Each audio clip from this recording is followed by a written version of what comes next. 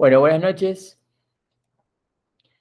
Este es el teórico del lunes 23 de agosto.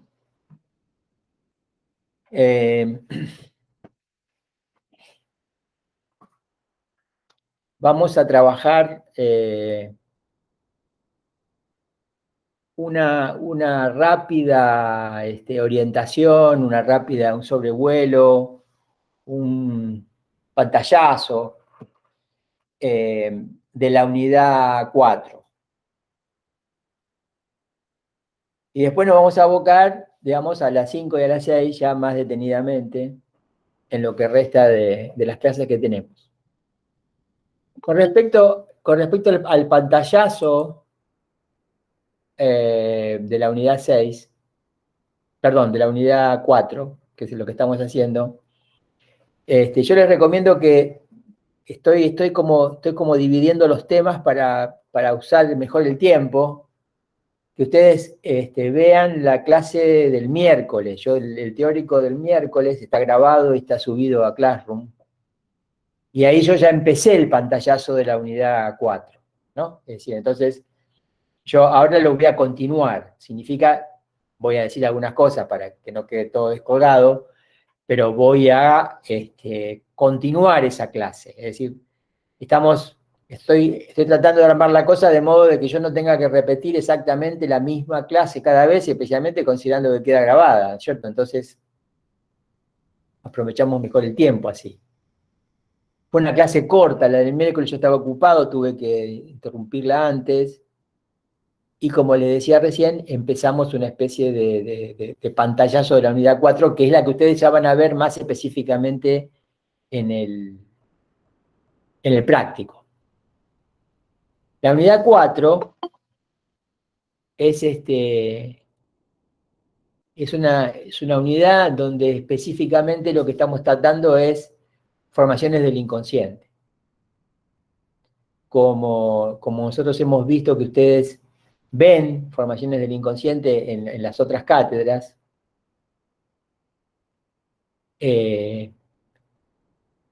pero no ven específicamente porque queda siempre como de lado, como si no fuera importante, cuando en realidad consideramos que es importantísimo, el chiste, ¿no? Ustedes ven el sueño, ven los sueños, ven el tema de los actos fallidos, los lapsus, ¿no? Bueno, las formaciones del inconsciente son un grupo de productos psíquicos que se presentan ocasionalmente, ¿no? Cuando se presentan llama la atención, ¿no es cierto? Un sueño llama la atención, un olvido llama la atención, un acto fallido llama la atención, un lapsus llama la atención. Y se los agrupó con el nombre de formaciones del inconsciente. Freud explicó, siempre fueron como un desecho, ¿no? Digo, de todo lo que se podía tener en cuenta anímicamente, ¿no es cierto? Los sueños, los olvidos, los lapsus, siempre fueron como, digamos, como desechables, ¿no? Como bueno, ¿por qué quiero decir una cosa y digo otra? ¿Por qué me olvido de alguna cosa? ¿Por qué sueño esas absurdidades que soñé anoche? Freud dice, bueno, todo esto responde a otra razón, como hemos visto, responde a una nueva razón, una razón no consciente, una razón inconsciente, y estos productos psíquicos se pueden interpretar, se pueden leer, se pueden descifrar, y se llega a algo teniéndolos en cuenta. Esta es la novedad del psicoanálisis, la novedad freudiana, ustedes ya lo saben. Y como les decía antes, a nosotros hemos notado que no se le da un lugar de privilegio, no se le da un lugar, siendo muy importante, no se le da un lugar de importancia al chiste. Entonces ustedes en realidad creo que, me parece que no sé en este momento cómo está el asunto, pero en su momento revisamos todos los programas donde daban algo de psicoanálisis y nunca daban el chiste. Así que nosotros dijimos, bueno, ya que los otros no dan el chiste, lo vamos a dar nosotros. Así que en esta unidad, el texto principal, yo diría, y que ustedes tienen que leer, ahora les voy a explicar más o menos con qué intencionalidad, es el chiste. El texto de Freud se llama El chiste y su relación con lo inconsciente. Los chistes también forman parte de ese conjunto llamado Formaciones del Inconsciente. Entonces, la unidad consiste en eso, ¿no? Leer el chiste en Freud, y ver exactamente qué hizo Lacan con ese texto. Por eso es que también figura como dentro de la bibliografía las primeras clases del seminario 5, se llaman Las Formaciones del Inconsciente, ¿no? Cuando Lacan decide dar un seminario con ese título, Las Formaciones del Inconsciente, que engloban todas las que yo les comenté, los olvidos, los actos fallidos, los lapsos, los sueños, el síndrome histérico mismo, ¿no? Está englobado dentro de las formaciones del inconsciente, que hay que ver qué tienen en común, todos estos productos psíquicos bastante diferentes en su presentación. También se suma el chiste. Y Lacan decide comenzar por el chiste, justamente, creo que por la misma razón que por la que nosotros queremos dar el chiste, que es que de las formaciones del inconsciente es a la que se le presta menos atención. Entonces ahí empieza ese seminario Lacan haciendo una lectura del chiste en Freud. Y tomando algunos ejemplos paradigmáticos e importantísimos de chiste. El texto de Freud está plagado de ejemplos. No nos interesa que ustedes recuerden todos los ejemplos, nos interesa que ustedes lean el chiste porque es un texto, digamos, uno no puede evitar leer básicamente en Freud, digamos, dentro de los textos básicos de Freud está el chiste y su relación con lo inconsciente. Nosotros los invitamos a leer ese texto y los invitemos a leer lo que Lacan lee en Freud. O sea, es Freud, los ejemplos de Freud, la lectura que Freud hace de los ejemplos, Lacan, la lectura que Lacan hace de Freud y de los ejemplos de Freud, ¿no? Y cómo todo eso va dejándonos o produciendo ciertos instrumentos importantísimos para lo que es el psicoanálisis. En esta versión introductoria que damos de Lacan, ¿no es cierto? O sea, ustedes saben que esto es, la cátedra se propone como una introducción a Lacan. Es por eso que ustedes tienen eso fundamentalmente en esta unidad, ¿no es cierto? El chiste en Freud y las formaciones del inconsciente, las primeras clases, donde Lacan lee el texto de Freud. Bueno, yo ya avancé algunas cosas, no sé si me voy a repetir, probablemente parcialmente sí, no quiero tampoco entrar directamente en una continuación así brutal, si ustedes no vieron la clase anterior, no sabían que la idea era que ahora continuar con eso, voy a tratar de avanzar un poco más, pero voy a decir algunas cosas básicas que estuvimos viendo. Bueno, ¿por qué este grupo de productos psíquicos son formaciones del inconsciente? Porque justamente responden a la estructura del lenguaje. Es decir, ¿no? Están hechos, están basados, están construidos, están apoyados en el significante, ¿no? Y en cómo funciona el significante, que ya lo hemos introducido en la unidad anterior con la instancia de la letra. Es decir, lo que tienen en común es eso, es que están hechos, ¿no? Con el significante. Los chistes a los que los que repara Freud, los chistes esos son chistes hechos con el significante, ¿no? Los ejemplos que vamos a ver, que vamos a analizar, hay dos principales que nos interesa, que también toma Lacan, obviamente, que nos interesa trabajar con ustedes, son chistes basados en el significante. Hay que tener en cuenta de todas maneras que Freud en ese texto, el chiste y su relación con el inconsciente, no solo se propone, digamos,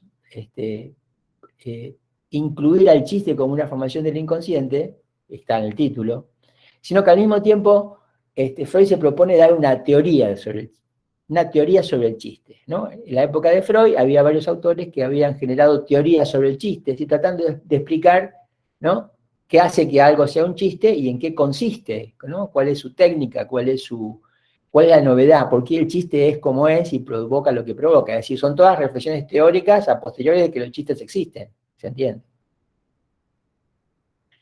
Entonces, ahí tienen un primer capítulo donde Freud habla de un poco de las distintas teorías que existen sobre el chiste, y Freud va a dar la propia, ¿no?, relacionándolo con el inconsciente. Es decir, una teoría absolutamente novedosa, porque ninguno de los otros teóricos sobre el chiste son psicoanalistas.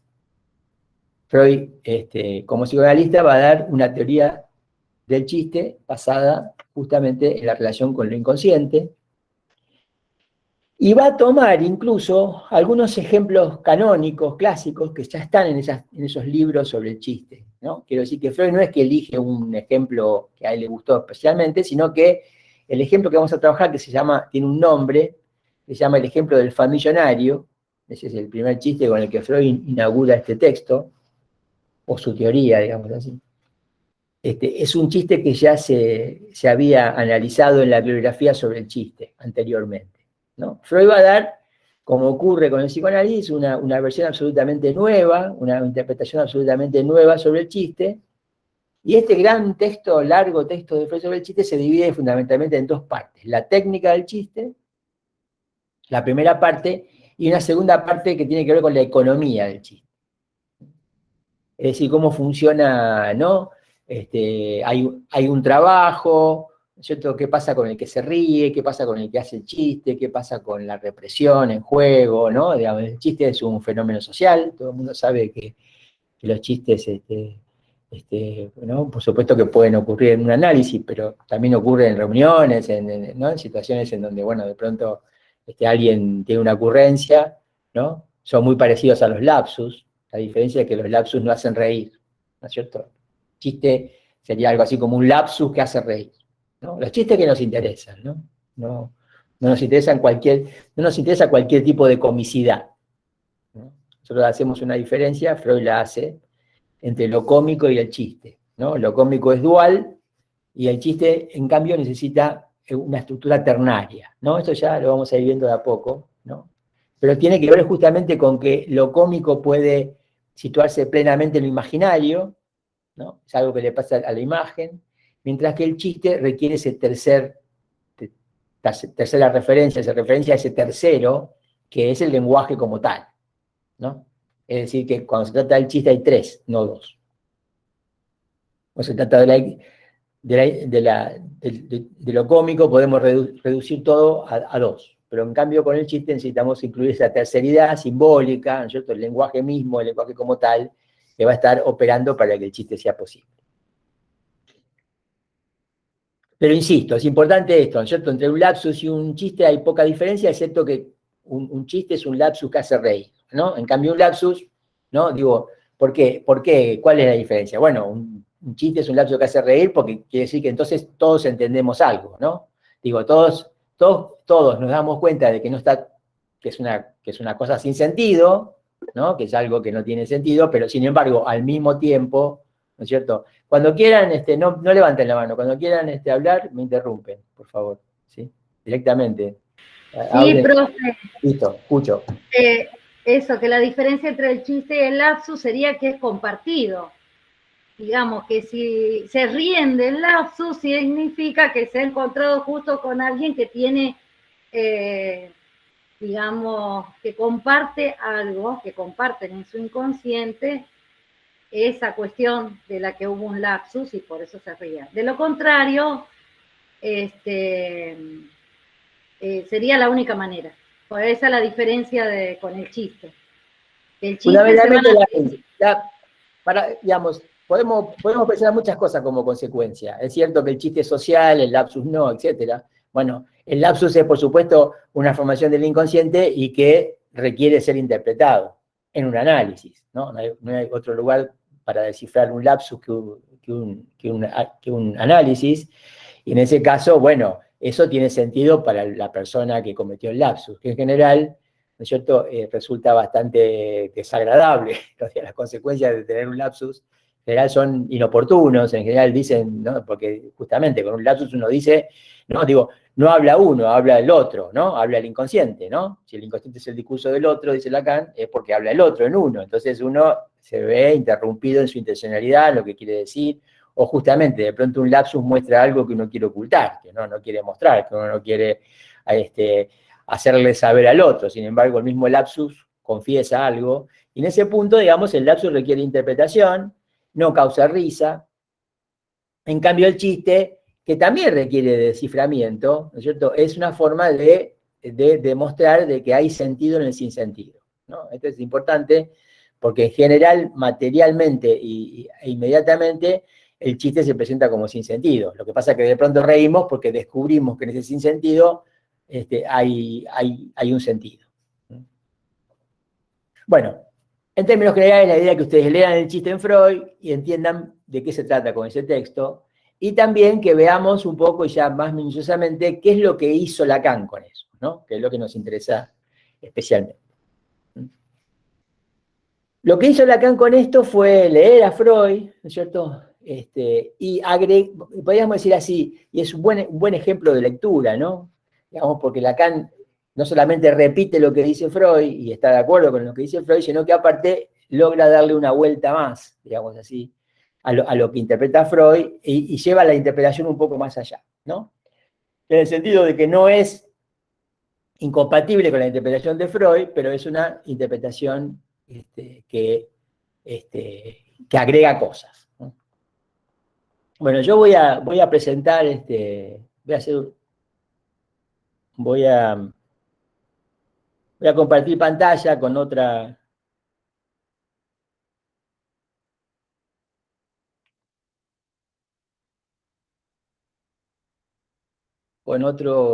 para usar tipo pizarrón.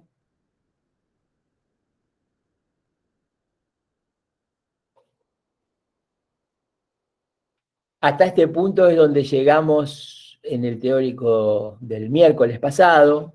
Yo voy a explicar de nuevo esto rápidamente para que ustedes entiendan de qué se trata. Este es un esquema. Este es un esquema que va a hacer Lacan como leyendo el chiste en Freud, ¿no? Lacan lee el chiste y su relación con lo inconsciente, ve inclusive específicamente trata, porque Freud le da mucha importancia a un primer chiste que, como les decía antes, es el de Fue millonario. Tomando ese primer chiste, Lacan, leyendo a Freud y siguiendo los elementos que ya ha ido introduciendo en su enseñanza del psicoanálisis, que son los elementos que estamos viendo con ustedes, el esquema L, el atópico imaginario, el esquema L, etc. Lacan va a producir un nuevo esquema que es compatible con los anteriores. Es decir, que ustedes van a aprender algo de este esquema, ¿no? Y van a ver de qué manera este esquema es compatible con los anteriores. Lo que tiene de interés es que este esquema empieza siendo, esto se llama inicialmente célula elemental, y es un esquema, digamos, donde Lacan trata de dar cuenta de cómo opera el significante, ¿no? Por eso que acá Lacan dice, se trata de un esquema en donde el significante nunca opera de una manera biunívoca, ¿no? No abrocha una cosa con la otra, ¿no? Digamos, no hay una sola relación con el significante. No es que cada significante se relaciona con un significado, para decirlo de alguna manera, ¿no? Sino que en el efecto de significación, ¿no? Aparece este esquema que en su momento Lacan, ¿no es cierto?, considera lo que llama punto de almohadillado, ¿no? Point de capitón, ¿no? O sea, el punto del colchonero, ¿no? Que genera una especie de forma de coser, ¿no?, en la tapicería, que supone que están esta especie de globo que se arman en el sillón, ¿cierto?, donde hay unos botones, ¿no?, que son los que sostienen esa presentación, esa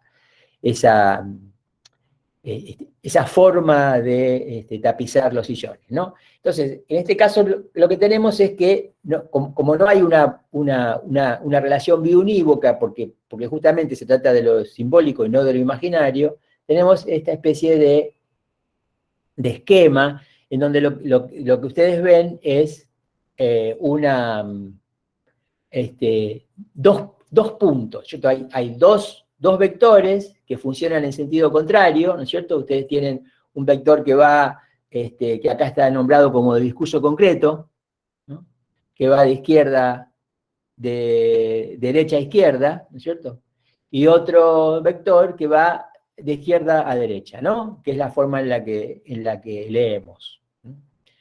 Entonces lo que ustedes tienen que estos dos vectores que son sincrónicos, es decir, acá es muy difícil pensar acá una cronología, ¿no es cierto? Esto es la estructura misma, la estructura es sincrónica. Entonces, son dos vectores que se cruzan en dos puntos, no se sabe cuál es primero, ¿no?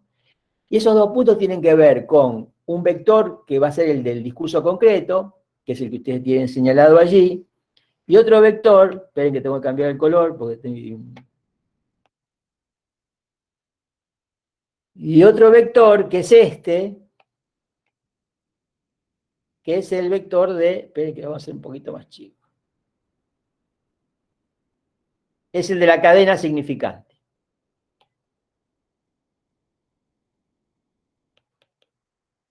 Entonces tenemos el vector del discurso concreto, ¿no es cierto?, que se encuentra con el vector de la cadena significante, ¿no? Digamos, ¿qué representan estos dos vectores? Estos dos vectores representan lo que Lacan llama dos estados del significante. Es decir, el significante en el discurso concreto y el significante en la cadena significante. El significante en el discurso concreto tiene que ver con todas las expresiones que están cristalizadas, que ya están absolutamente, que no generan ninguna novedad, ¿no? Es que cuando uno de pronto usa los significantes, usa las palabras, digamos así, habla, pero no dice nada, ¿no? Es como cuando ustedes se encuentran en el ascensor con el vecino y entonces se saludan, hablan del tiempo, ¿no es cierto? Se quejan de alguna cosa de la política o de la economía o de lo que sea, ¿no es cierto? Y bueno, nadie dice nada, todo el mundo dice lo que ya se dijo, lo que ya está dicho, ¿no es cierto? Son los usos cristalizados. Es en general lo que ocurre cuando alguien inclusive comienza un análisis, se sienta, ¿no? Y entonces empieza a hablar y dice cosas ya dichas, dice cosas, usa términos absolutamente amortiguados ¿no? Por el uso, usa expresiones ya hechas, ¿no? Hasta que, y ahí viene el sentido de el otro vector, hasta que se produce un encuentro con la cadena significante.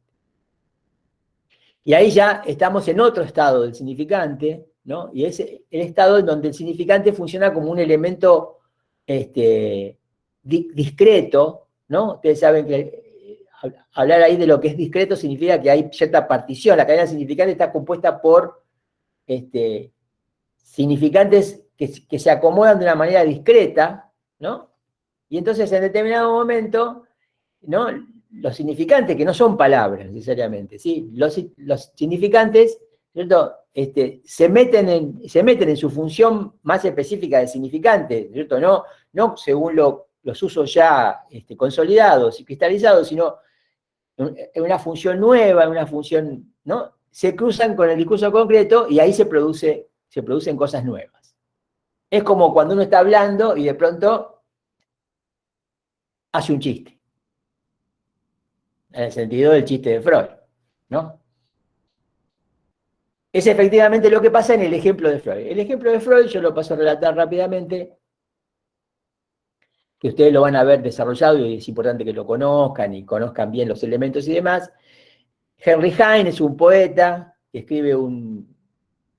hace unos textos en donde inventa un personaje que se llama Gilles Hyacinthe y pone en boca de este personaje, que es un personaje verdaderamente porque cura callos, vende loterías, es un personaje bastante raro, ¿no? Y le cura los callos a un millonario que se llama Salomón Rothschild, ¿no? Entonces, en determinado momento pone en boca de este personaje un chiste, que es chiste para el alemán de esa época y en alemán, o sea que estamos lejos de que lo podamos ver como un chiste, pero es el ejemplo canónico del chiste en Freud, en donde esta persona, el curador de callos, digamos, Gilles Hyacinthe, ¿no es cierto? El personaje que el poeta Henry Heine le hace decir esto, ¿no? Como que de Dios viene todo lo bueno, dice esta persona, y estaba yo sentado junto a Salomón Rothschild, que me trató de un modo familionario, me trató familionariamente, ¿no? Familionariamente, todo el chiste está, o sea, todo lo demás es discurso concreto, todo el chiste está concentrado en ese término, en el término que se va a analizar como el del famillonario, ¿no?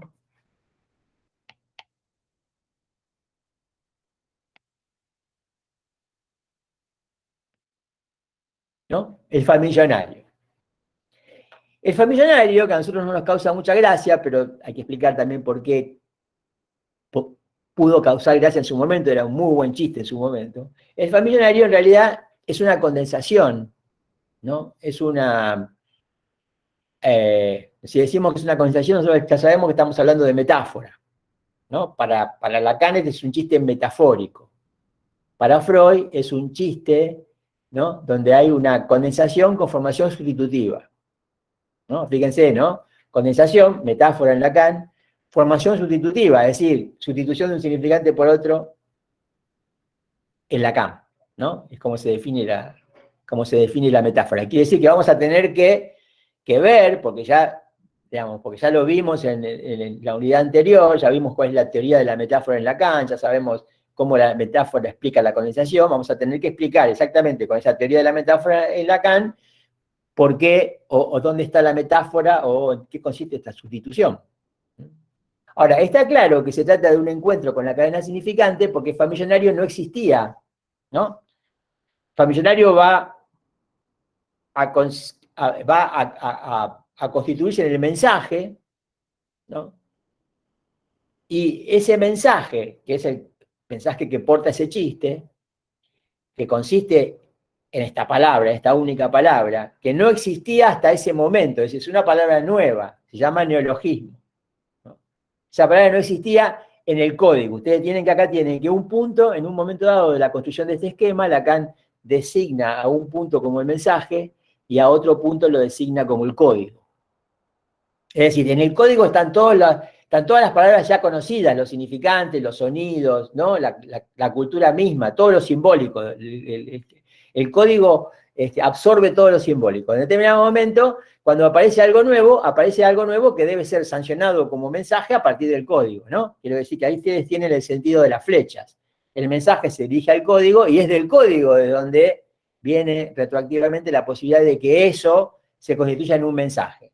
Entonces, claro, al que escucha el chiste, digamos, la palabra no existía hasta ese momento, la palabra es un sinsentido, pero de pronto se sobreentiende que en famillonario está familiar y millonario, ¿no? Hay una condensación entre familiar y millonario.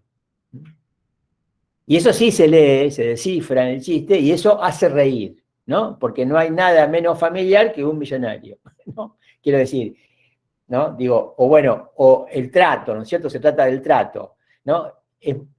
Digamos, hay un trato, si un millonario te trata como un familiar, no te va a tratar como un familiar como te trata cualquier familiar, ¿no? El trato famillonario, el trato que haber sido tratado famillonariamente, este personaje denuncia eso, está diciendo que, bueno, es como, digamos, cuando Freud metonimiza el chiste, ¿no? Que si lo explica, que lo metonimiza significa que lo explica, Freud dice, bueno, ¿esto qué significa? Me trató todo lo familiar que me puede tratar un millonario, ¿no? Dice, pero si Gigi no hubiera dicho eso, no hubiera habido chiste, no hubiera causado risa, ¿no? Digo, se entiende que el chiste está en esa condensación y en el juego que hay entre el sinsentido, porque el término no existía hasta ese momento, y el sentido que se logra leer y descifrar en esta condensación. Bueno, este esquema, ¿no? Donde estamos hablando de dos puntos, código-mensaje, primero inicialmente, ¿no es cierto? El mensaje consiste en el famillonario, en este ejemplo de chiste. Primero tenemos solo esto, discurso concreto, cadena significante. Este esquema Lacan lo va a construir a lo largo de todo el seminario, se va a complejizar bastante y lo vamos a ver completo en realidad, vamos a ver a qué punto, cuando trabajemos con lo que trabajemos ahora en la unidad 4 y cuando trabajemos en la unidad 5. Voy a dar un paso más, ¿no? Tenemos un rato más todavía de trabajo.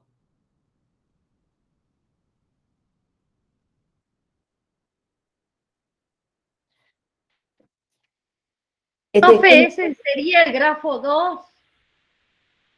Él tenía el 1, que no me acuerdo de qué era, el 2, el chiste, después viene el del inconsciente, porque son varios. No, no, no, no, no, no. Este es un esquema que primero se llama célula elemental,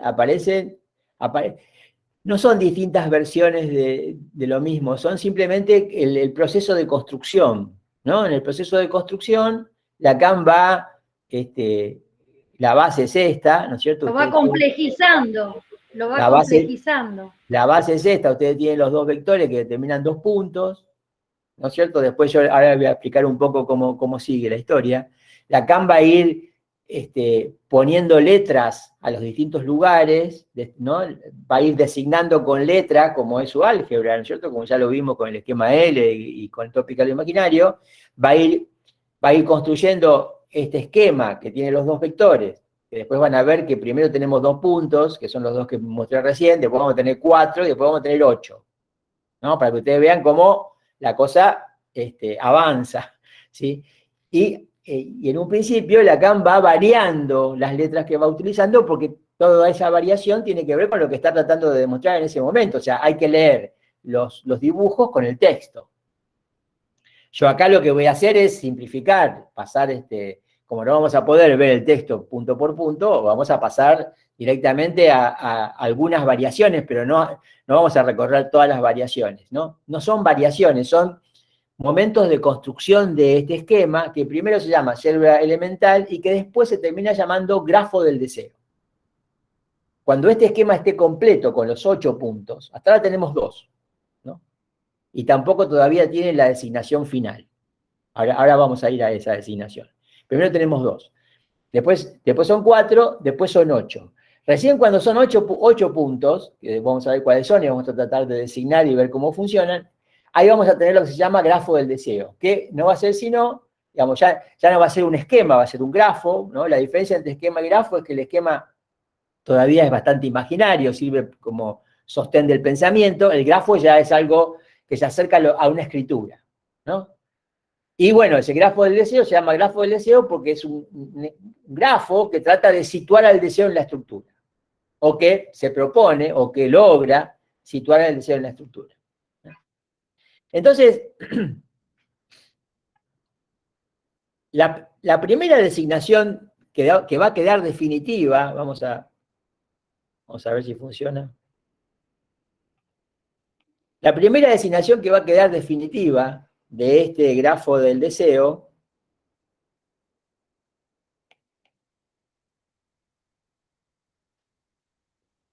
esperen que voy a hacer un cambio.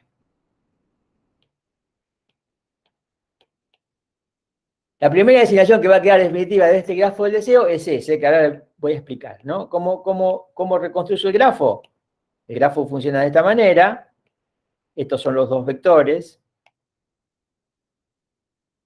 que tienen sentido, ¿cierto? Un vector va, como decíamos antes, un vector va de izquierda a derecha, otro va de derecha a izquierda, ¿no? Hay en el encuentro con la cadena significante, ¿cierto? Código y mensaje primero, y después que gran otro, que acá estoy remarcando, que va en lugar del código, gran otro, ustedes ya lo conocen por el esquema L, ¿no? El otro del lenguaje, el otro simbólico, el otro que no es el otro imaginario, ¿no? Y de este lado ustedes tienen una S minúscula, pequeña, digamos, y entre paréntesis, el gran otro. Esto se lee como significado a partir del gran otro, o la significación a partir del gran otro. Es lo mismo que decíamos recién, ¿cierto? O sea, ocurre el famillonario, ocurre el famillonariamente, me trató famillonariamente, ocurre ahí, en el lugar de la S pequeña, entre paréntesis y gran otro, se dirige al código con este vector, y del código se produce ese efecto de significado, significación, si ustedes quieren, ahora no tenemos por qué diferenciarlo, que se produce en este lugar donde está el mensaje, ¿no? La M de mensaje, la C de código, ¿no? Como era antes. ¿Qué hay que entender de esto? Bueno, primero hay que entender de que es discurso concreto, encuentro con la cadena significante, ¿no? ¿Qué es lo que pasa? Digamos, esto lo podemos pensar, así como lo podemos pensar en el chiste, lo podemos pensar que es lo que pasa en las entrevistas de análisis, ¿no? Ustedes le dicen al paciente, bueno, hable, lo escucho, ¿qué le pasa? ¿Por qué se quiere analizar? ¿Por qué me consulta? ¿Qué sé yo? Se pone a hablar y ustedes digamos, ustedes no, ni dan consejos, ni medican, ¿no es cierto? ¿Ustedes qué hacen ahí? Están ahí para sostener que el otro hable. El otro hable y es lo único que va a ocurrir. Él habla, ustedes escuchan, él o ella habla, ustedes escuchan, sesión tras sesión. E intervienen solo lo necesario para que siga hablando. Pero ¿eso qué hace? Eso necesariamente dispara el discurso concreto, ¿no? Si las personas van a decir todo lo que ya tienen pensado, lo que pensaron antes de venir a la sesión, lo que a lo mejor pensaron que van a decir, lo que a lo mejor dice, bueno, me encontré con mi amigo y él me dijo y yo le dije qué sé yo qué, y estuvimos intercambiando, y a mí me parece que me pasa esto, pero bueno, lo que pasa es que me parece que me pasa esto, pero después me parece que estoy equivocado, porque cuando no trato de que pase tal cosa no pasa, pasa todo lo contrario. Bueno, ustedes saben y conocen un poco, se pueden imaginar de qué se trata, hasta que hablando y queriendo decir lo que está tratando de decir, usando las palabras, obviamente, porque siempre ustedes le dicen hable y no se detenga y hable sin críticas, ¿no? Le enuncian la regla, ¿no es cierto? La regla fundamental que es, ¿no? La asociación libre contra la atención flotante, que ustedes van a sostener, si lo van a escuchar, y a ver qué pasa, hasta que de pronto ocurre esto, porque esto ocurre, se produce el encuentro con la cadena significante. Se produce algo en ese punto, que acá llamamos mensaje, donde hemos puesto fue millonario, ¿no? Pero puede ser un lapsus, puede ser un olvido, puede ser la idea de contar un sueño, puede ser la idea de relatar un acto fallido, puede ser algo que efectivamente funcione como un fallido.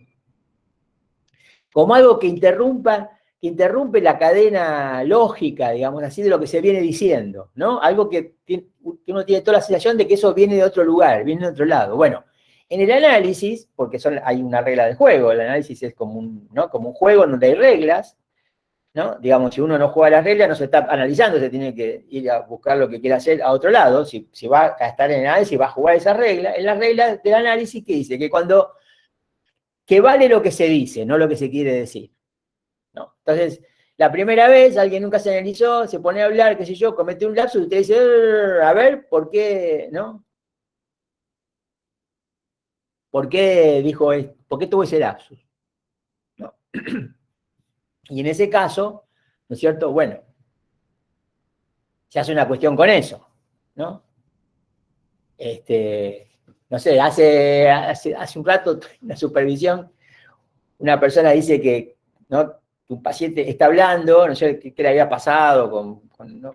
Tiene un accidente, lo que sea, ¿no? Y en vez de decir que, digamos, que tenía problemas porque andaba todo el tiempo cojeando, en vez de decir cojeando, dijo cogiendo, ¿no? Es un lapsus, ¿no? Que no se dio cuenta siquiera y hubo que aclararle qué era lo que había dicho, y eso viene de otro lado, ¿no? Digo, viene de otro lado y abre otras cosas, obviamente, ¿no? Porque son dos palabras que suenan muy parecidas, son muy cercanas, pero significan cosas distintas, ¿no? Ahí eso es que se metió la cadena significante, ¿no? Que la cadena significante se cruzó con el discurso concreto y produjo un mensaje, ¿no? Que, por supuesto, es a descifrar. Si es un chiste, está claro, es social, todo el mundo se ríe, están los que no entienden el chiste siempre, que hay que explicárselo, tampoco se ríen, porque después que uno explica un chiste, el chiste no causa risa, ¿no? Y están los que lo entienden sin que se los expliquen y se ríen. Cuando no es un chiste, es un lapsus, es en un análisis y hay que descifrar. ¿Qué es importante acá? Darse cuenta de que acá se trata de una relación simbólica, ¿no? A mayúscula, S, entre paréntesis, S minúscula, no es un significante, es un significado lo que está ahí. Esa es la S del significado, no del significante. S minúscula, entre paréntesis A, significa significado a partir del gran otro. Y el otro punto es el gran otro. Todo eso pasa en términos simbólicos. Estos dos puntos corresponden con los simbólicos. ¿Se acuerdan? Teníamos en el esquema L teníamos la relación simbólica y la relación imaginaria. Bueno, esto forma parte de lo simbólico. ¿Dónde vamos a ubicar lo imaginario? Bueno, Lacan ubica lo imaginario aquí abajo, generando otros dos puntos, que son este y este, ¿no? Ya están por fuera, o sea, si la relación simbólica es SA, S, A mayúscula, S de A mayúscula, como está ahí en esos dos puntos, ¿no? En la relación imaginaria está por fuera de esa relación simbólica, es otra relación. Lacan habla de un cortocircuito, fíjense que justamente acá este vector que une dos puntos del discurso concreto, esos dos puntos no pasan por lo simbólico. Lacan habla de un cortocircuito. Y acá Lacan va a ubicar justamente la relación simbólica, perdón, la relación imaginaria, que va a anotar en algún momento, no siempre, pero hoy lo vamos a anotar así, como Y, ¿se acuerdan? ¿No? Yo, pero el yo que habla, es el yo del discurso concreto ese, ¿no? Que se refleja en idea. Idea es la notación que ustedes ya conocen por tópica lo imaginario como la del yo ideal. Es decir, el yo en lo imaginario, ¿no? O el yo que pertenece a lo imaginario, no el ideal del yo que pertenece a lo simbólico, ¿no? Acá no tenemos el ideal del yo en ningún lado. Tenemos inicialmente estos 4 puntos. O sea, tenemos 4 puntos, como en el esquema L tenemos 2 simbólicos, 2 imaginarios, y tenemos el funcionamiento completo del esquema. Es decir, ¿en qué consistiría? ¿Cómo ubicaríamos, ¿no es cierto?, el chiste del que estamos hablando, ¿no? Bueno, tendríamos a Gilles Hyacinthe, que es el que enuncia, el que enuncia el chiste, ¿no? Lo teníamos ubicado aquí en el lugar del Y, ¿no es cierto? Que dice, ¿no? Como que de Dios viene todo lo bueno, estaba sentado yo junto a Salomón Rothschild, ¿no es cierto? Salomón Rothschild sería el otro está sentado frente a Salomón Rothschild, junto a Salomón Rothschild. Salomón Rothschild vendría acá, inicialmente estaría en ese lugar, ¿no es cierto? Estaría uno frente al otro, eso es una relación imaginaria, como es la relación entre el A y A' en el L, y esa relación imaginaria es el sostén, el hecho de que en términos simbólicos pase lo que pasa arriba en los otros 2 puntos, ¿no? Que en el desarrollo del discurso concreto, como que de Dios viene todo lo bueno, estaba yo sentado sobre Salomón Rothschild que me trató de un modo totalmente famillonario, o me trató de una manera o me trató famillonariamente, ¿no? Y eso es lo que se produce en el punto del mensaje. Y eso se produce en términos simbólicos, en términos significantes, ¿no? Ustedes se dan cuenta entonces que el discurso concreto, que es relativamente metonímico, ¿no es cierto? El discurso concreto es lo que se desplaza en el tiempo en donde se producen los enunciados, ¿no? Esto es metonímico, y de pronto, con el encuentro con la cadena significante, está la ocasión, como es el caso de este chiste, de que se produzca la metáfora, ¿no? Digamos, famillonariamente, digamos, o el famillonario, que es el personaje que se desprende del trato famillonario, ¿no? El famillonario, digamos, es una condensación. Entre familiar y millonario es una metáfora, ¿no? Y si hay una metáfora, hay una sustitución de un significante por otro, ¿no?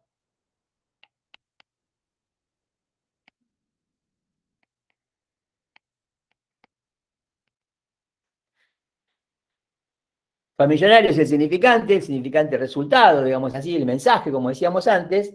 Freud también aclara, y lo van a ver en el chiste, cómo, ¿no es cierto?, Freud parte la palabra familiar y parte la palabra millonario, ¿no? Y produce lo que llama un encastre, ¿no? Aparece la palabra familiar partida, la palabra millonario partida, y aparece como si fuera una suma y el resultado es famillonario.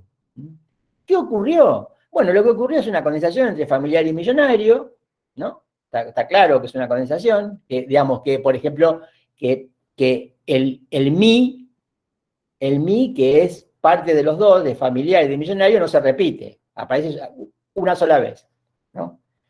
Entonces, ¿cuál es la idea, no? La idea es que acá hay un significante reprimido, como ocurre siempre en la formación del inconsciente, y el significante reprimido, ¿cuál es? El significante reprimido es familiar. ¿Por qué decimos que el significante reprimido es familiar? Porque si ustedes se fijan con atención, millonario, aparece todo en el enunciado, no está reprimido, ¿no? Millonario aparece, ¿no? Está en el enunciado, es el significante que está en el enunciado, el significante que queda por debajo de la barra, ¿no? El significante que es sustituido, ¿no? El significante al que famillonario sustituye es familiar. Ahora, ¿cómo sabemos que, ¿no es cierto?, famillonario sustituye un significante que ese significante es familiar? ¿Dónde está la marca en el enunciado de que hay algo reprimido? Porque si no hay una marca de que hay algo reprimido, no nos vamos a enterar nunca, ¿no? Digo, el analizante habla y en lo que dice hay pequeñas cosas, a veces un silencio más largo, a veces un suspiro, a veces ¿no?, alguna cosa que se escucha, que está dándonos la pauta de que hay algo reprimido. Es una marca en el enunciado, ¿no es cierto?, de que hay algo reprimido. Una marca en lo que se dice de que hay un significante reprimido. En este caso, la marca de que hay algo reprimido es fa. Familiar no aparece, pero aparece el fa de familiar, ¿no? Porque si yo digo, aparece el millonario, ¿no? Fa, ¿qué hace ahí? ¿No? Fa está dándome la indicación de que hay algo que se está ocultando en famillonario, ¿no? Que está ausente, pero que al mismo tiempo está presentándose de esa manera, y que es el familiar. Entonces Lacan dice que familiar está reprimido.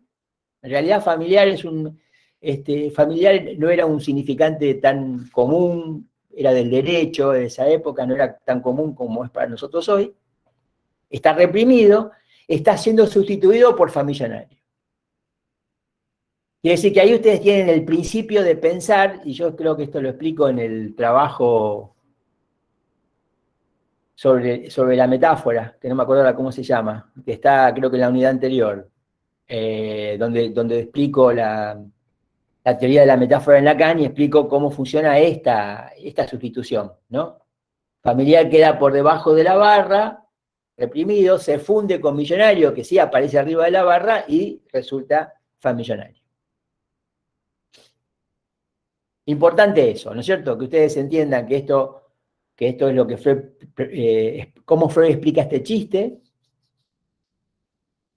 dando lugar a lo que se llama la técnica del chiste,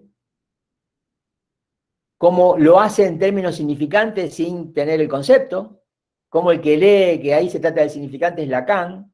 Entonces, Lacan dice, vean, eso que Freud llama la técnica del chiste es la técnica del significante. Y el ejemplo concreto lo demuestra.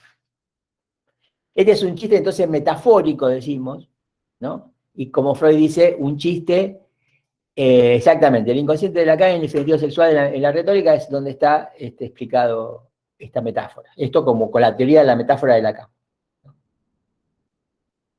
Entonces, se me perdió un poco el hilo, pero bueno, como les estaba diciendo, ¿no? Dice Lacan, la técnica del chiste, la técnica del significante, ¿no es cierto? Este es un chiste metafórico, decimos, ¿no? No es un ejemplo de metáfora. El ejemplo de metáfora es su gavilla no era vara ni tenía odio. Este es un ejemplo de chiste metafórico. Dice Freud, condensación con formación sustitutiva, es decir, algo sustituye a otra cosa. Acá lo que es sustituido es familiar. Ustedes van a encontrar muchos más elementos en lo que dice Freud y también en lo que Lacan lee en Freud, ¿no es cierto? Muchos más elementos sobre el significante, el funcionamiento de lo simbólico, otras ocurrencias de cómo los millonarios intervienen en el mundo simbólico y en la literatura, ¿no es cierto? Fatuo millonario, el millionaire, bueno, una serie de otros personajes creados por el significante mismo, como en este caso la creación de este personaje que es el famillonario. Y esto sería el principio de los 4 puntos, 2 imaginarios y 2 simbólicos del esquema de la célula elemental. Pero, si ustedes notan un poco con cuidado, ¿no es cierto?, todavía no aparece el sujeto. Y todavía en el esquema no está el sujeto, ¿no? Digo, todavía no hemos hecho lugar. Para que aparezca el sujeto y para que podamos situar el sujeto, va a hacer falta ver el esquema de 8 puntos, que es este mismo esquema duplicado, que después lo vamos a ver, en donde lo que aparece es, vamos a decir así, la dimensión del inconsciente. Si por el momento esto todavía no hace lugar al inconsciente, esto todavía no tiene que ver con el inconsciente, tiene que ver con una cuestión prácticamente de cómo se crea cómo ocurre el sentido en un chiste. cómo ocurre el sentido en el sinsentido en un chiste, ¿no? Esto todavía no explica nada del inconsciente, para eso hace falta el otro piso, los otros 4 puntos, que son inconscientes, y esos otros 4 puntos que son inconscientes los vamos a también empezar a ver con más detenimiento cuando tratemos la unidad 5. Bueno, todavía no llegamos al horario, quisiera, si ustedes quieren decir algo, preguntar, y demás, llegamos hasta acá y vamos a seguir un poco más con esto hasta que podamos entrar en la unidad 5.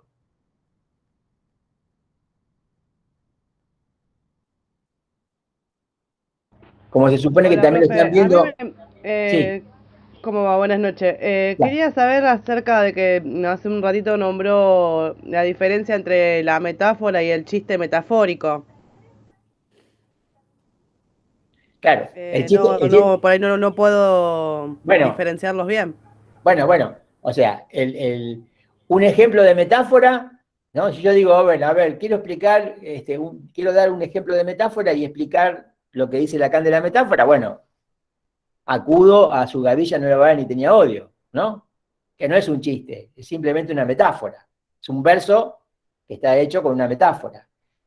Esto, aparte de que acá hay una metáfora, es un chiste, entonces es más complejo. Digo, si a mí me preguntan un ejemplo de metáfora, yo digo el de su gavilla.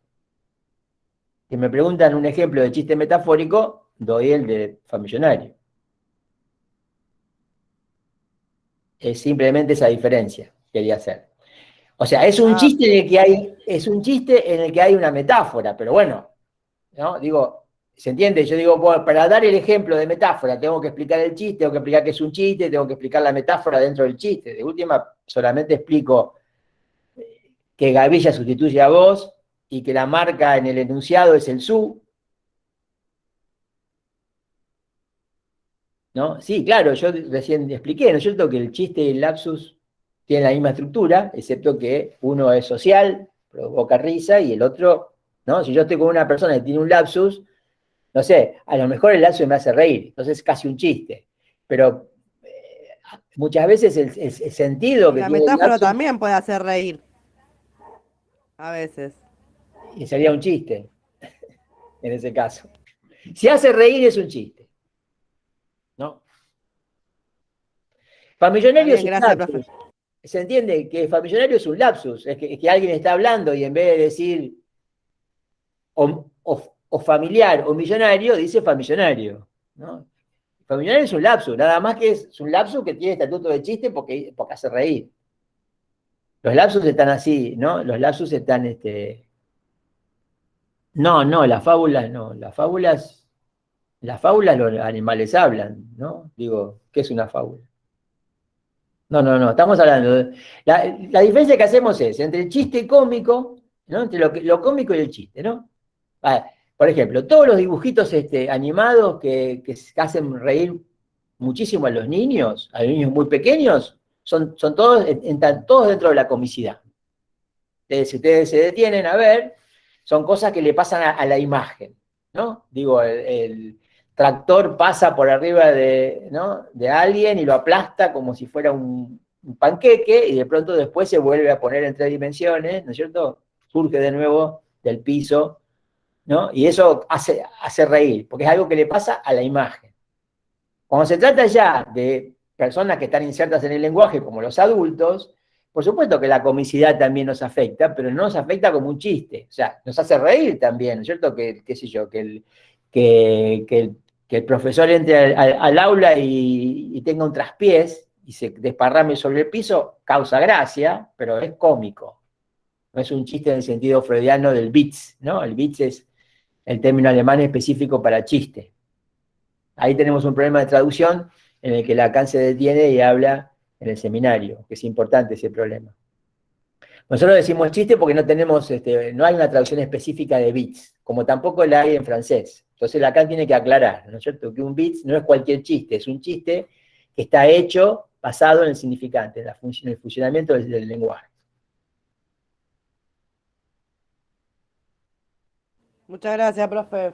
¿Listo? ¿Pregunta, Ahí me quedó mucho más comentario? claro. Bárbaro, mejor. ¿Alguna otra pregunta, comentario?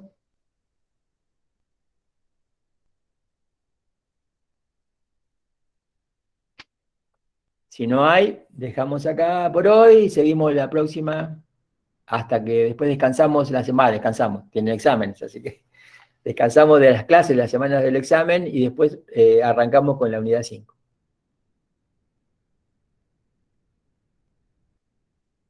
Bueno, Buenas profe, noches. muchas gracias. Bueno, ustedes, chao, hasta luego. Chao, gracias, profe. Chao. Gracias, profe.